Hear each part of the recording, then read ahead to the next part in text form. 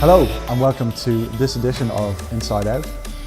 In this installment we'll be looking at the biggest event of the e-commerce calendar and of course talking about Cyber Weekend. Over the course of the episode we'll be looking back to last year for trends, we'll be looking to this year's event and offering up predictions, and we'll also be offering some tips on how you can make this year's Cyber Weekend the most successful yet. So without further ado, let's get started.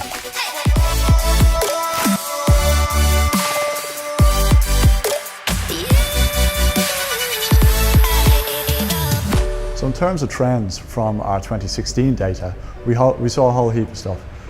Principally, we saw the emergence of mobile. Last year was the year where mobile finally caught up with desktop, not only in terms of traffic, but also sales.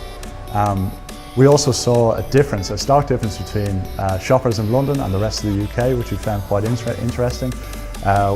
Londoners in general did their shopping during working hours, so we're talking 9 to 12, 2 to 4 and so on, whereas people outside of London, on the whole, did their shopping either before or after working hours, so you can take from that what you will. And lastly, I guess the next interesting point we want to speak about, I want to highlight, are the expansion of Cyber Weekends. This is principally a US and UK event.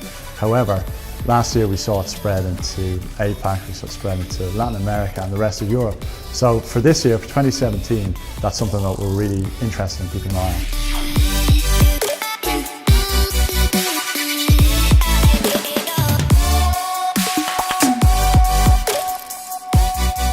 In terms of activities across Cyber Weekend, we are running a whole heap of activities.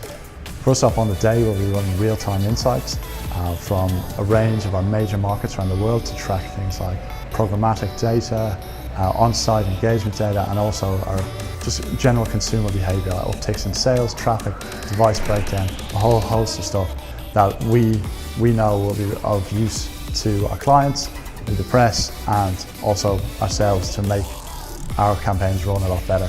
Also, after the day itself, we'll be compiling a comprehensive wrap-up report of the weekend's activities that incorporates 18 territories from across the globe to see how this sales holiday has really developed this year. You can stay up to date with all this activity through a number of ways. You can follow us via our social channels. You can also visit v.com and check out our Cyber Weekend content hub, or you can sign up to our direct mailing list for real-time data on the day as we get it.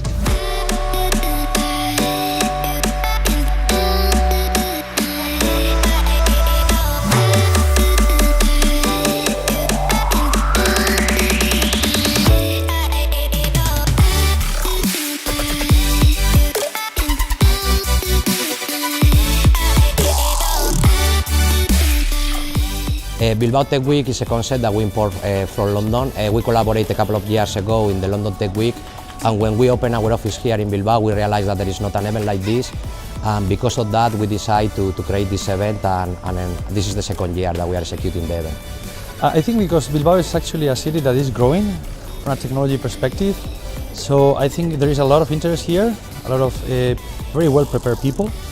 So you can see that with the organization that we are doing here with the Bilbao Tech Week, we have managed to join a lot of people here together just to show their skills. So that was our goal, and I think we have achieved that.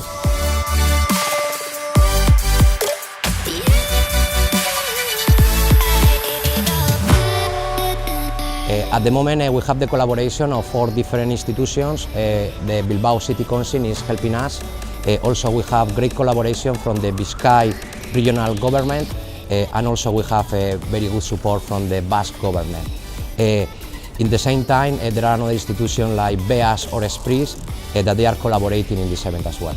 The Basque country is quite a small country, but our bet was 20 years ago to go for technology, innovation, and to be much more innovative. And these digital technology issues are really important for us. Not just for the city, but for the Basque country in general. We are quite an industrialized country, and now we have to get much more effort and to promote technology connected with the industry as well. So these type of events are really good for the city, for the country, to have international events. We want to attract talent as well. So this is the way to make these type of things. In Microsoft, we like to support companies, regardless of the size, on digital transformation, on whatever they want to do to digitally transform. And that's when I think what we are doing with VE. VE is a company that is it's supporting e-commerce, is supporting new ways of doing things, from giving consumers what they want, and from supporting consumers in the way they want to purchase, in the way they want to approach their brands. So from that perspective, I think we are supporting something very unique, and by partnering with them, we are able also to talk to talent, to talk to universities, to talk to public administrations, showing them disruptive models that can be very productive, that can be very successful, and that can attract investment, talent again. And that's kind of what we are doing with supporting that digital transformation in the world of e-commerce, in the world of what customers and consumers want to do today.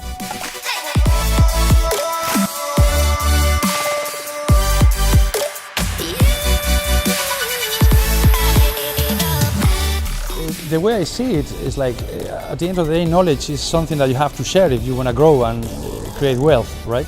So my goal would be to make this even bigger, to involve more people, and ideally next year start bringing people from other countries as well, to make this really a big event, a very international big event. And that's it for this time. Please do follow us on our social channels, and do get in touch if you have any ideas for the next episode of One Voice that you'd like to see out there.